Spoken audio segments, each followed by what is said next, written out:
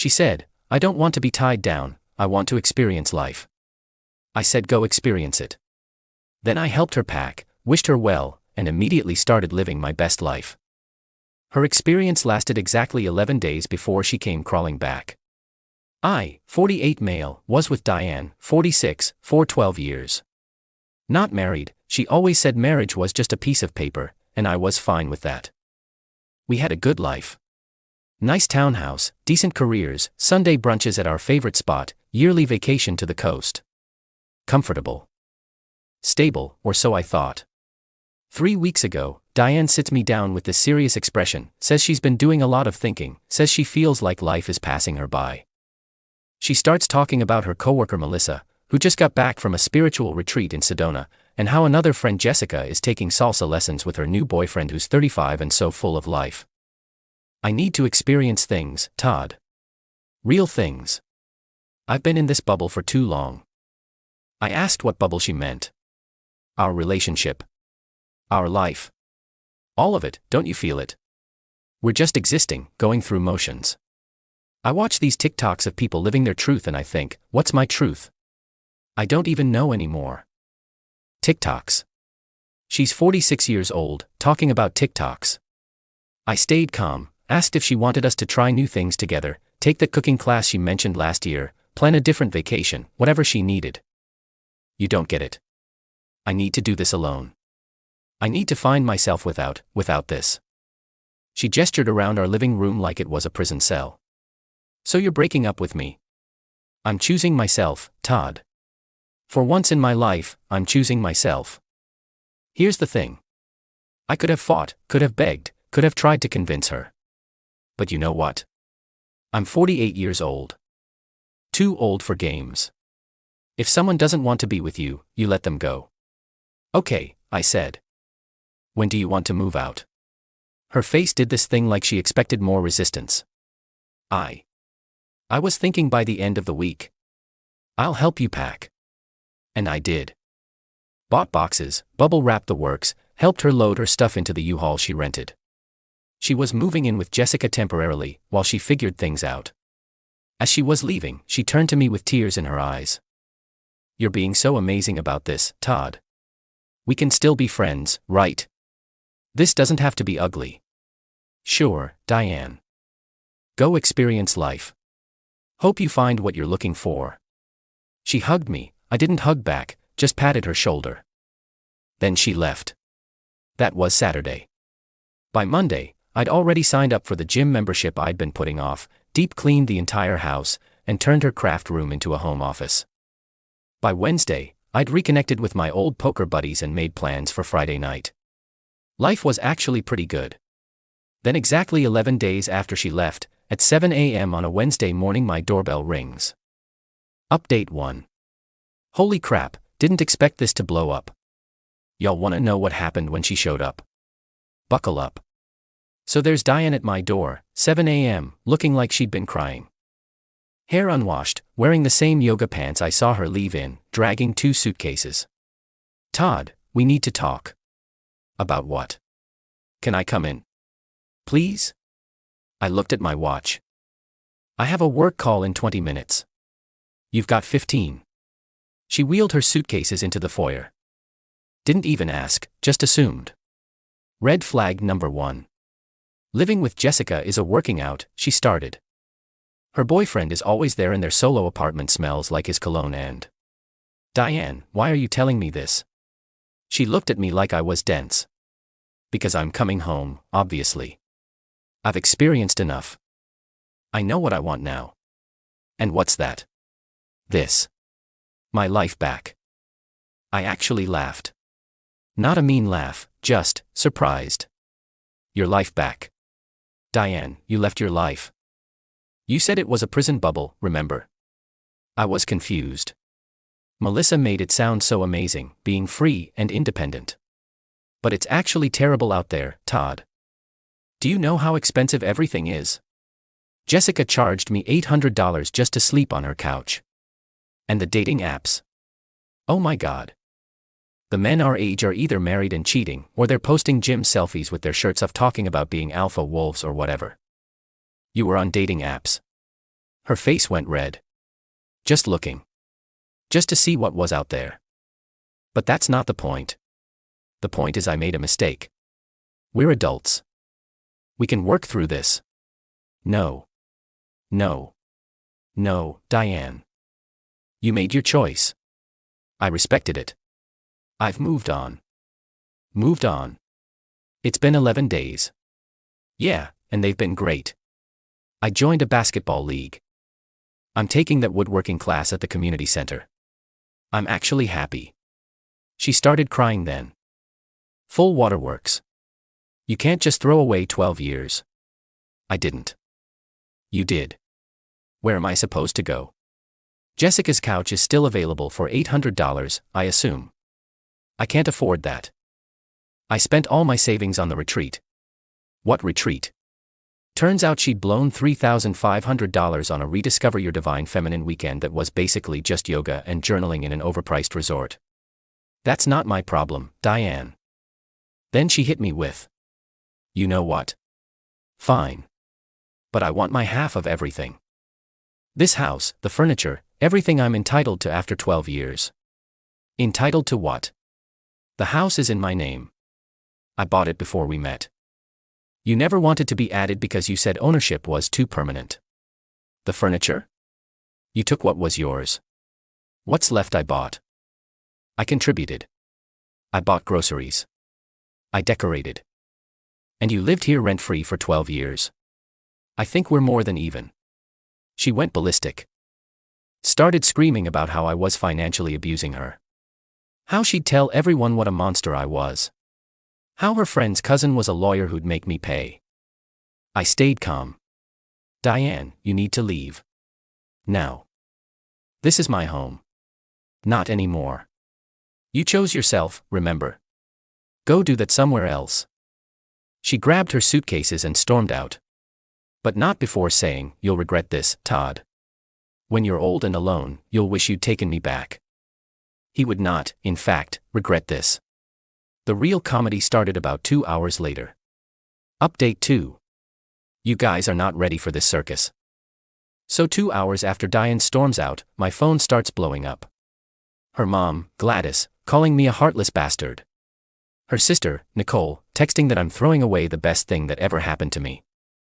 Her best friend, Melissa, yes the retreat one, leaving voicemails about how I'm stifling Diane's growth journey. I ignored them all and went to work. But Diane wasn't done. Oh no, she was just getting started. Day 1 post-doorway rejection. She showed up at my office. Security had to escort her out because she was making a scene in the lobby about being a common-law wife. My coworker Kevin was dying laughing. Common-law wife? Didn't she refuse to even put her name on a Christmas card with you because it was too coupley? Day 2. She called my mother. My mother. Crying about how I'd abandoned her in her time of need. My mom, bless her, said, honey, you abandoned him first. Also, you missed my birthday last year because you said family obligations were toxic to your spirit, so I'm not sure why you're calling me now. Day 3. This is where it gets wild. She started a GoFundMe, help a woman rebuild after financial abuse. She raised $47. And yes, $40 of that was from her mom. But wait, there's more. Day 4. Jessica kicks her out because, plot twist, Diane had been hitting on Jessica's boyfriend. Apparently she thought he was spiritually aligned with her because he also did yoga. Jessica sent me screenshots of Diane's texts to him. Ryan understands my journey in a way Todd never could. Age is just a number when souls connect. I feel like the universe brought us together for a reason. Ryan's 35, the same age she was mocking when she first mentioned him. So now Diane's staying with her sister Nicole, who has 3 kids under 10. Nicole called me begging me to take her back because Diane complained about the kids being too loud for her meditation practice and tried to convince Nicole to make them eat dinner in their rooms so she could have adult conversation at the dinner table. Day 5. The extinction burst. Wait, no. She didn't do that. She did something worse. She signed me up for every single life insurance quote website she could find.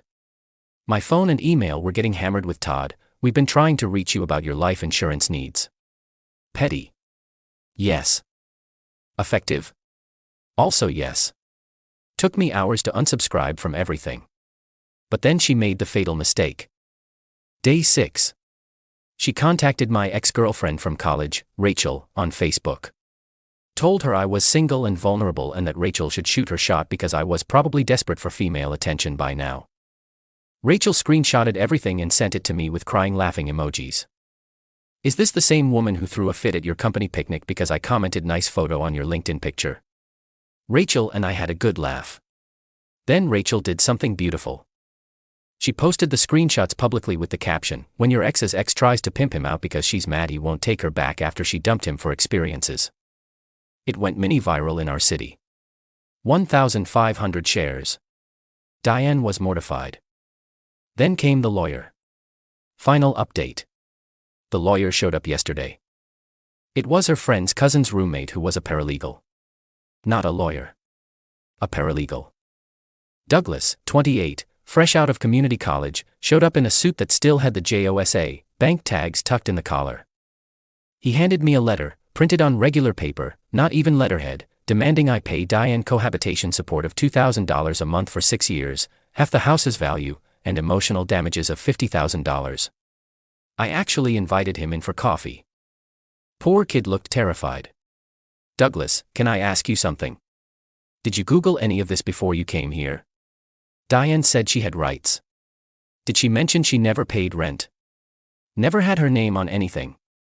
That she has text messages saying she didn't want to be tied down by shared property? No. Did she mention she left me? Douglas went pale.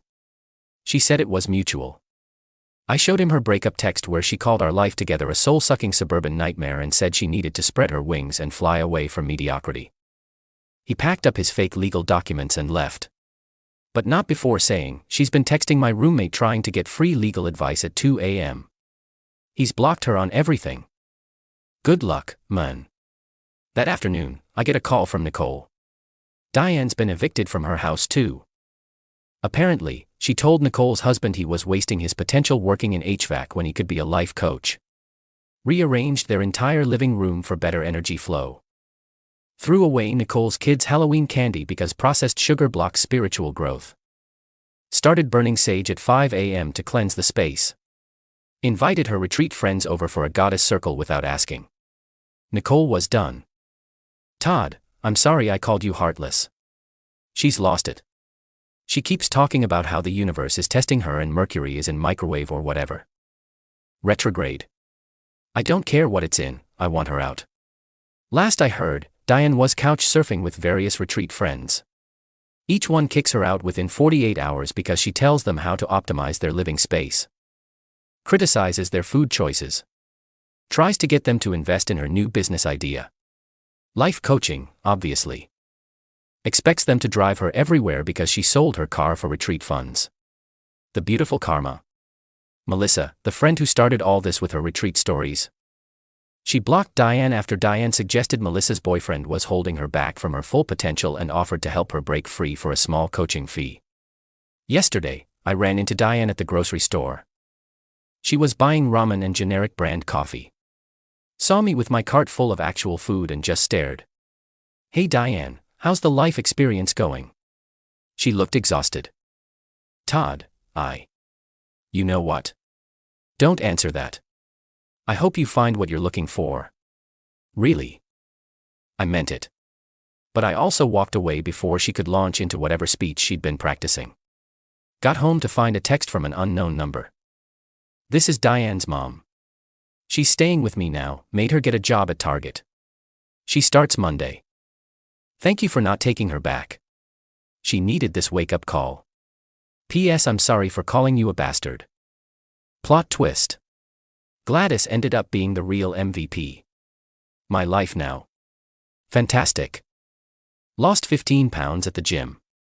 Finished my first woodworking project. A cutting board. It's crooked but it's mine. Poker nights with the guys every Friday. Went on a couple dates with a woman from my basketball league named Andrea who actually has her life together and doesn't think Mercury controls her destiny. Diane's TikTok, yeah, I looked, sue me, is now full of videos about starting over at 46 and when the universe humbles you. She has 47 followers and her comments are turned off after people kept pointing out the irony of her leaving toxic situation videos. The moral of the story? When someone tells you they don't want to be tied down, untie them. Completely. Then go live your life while they figure out that freedom without a plan is just expensive homelessness. To everyone saying I should have taken her back, why? So she could leave again the next time Jessica or Melissa had a midlife crisis. Nah, I'm good. To the people calling me cold, I'm not cold. I'm just done. There's a difference. And to Douglas the paralegal who DM'd me apologizing, you're good kid. We've all been there, but maybe stick to real estate law. Peace out, Reddit. I'm taking Andrea to that Italian place Diane always said was too predictable. Turns out predictable is just another word for reliable, and at 48, I'm completely fine with that. Tot out.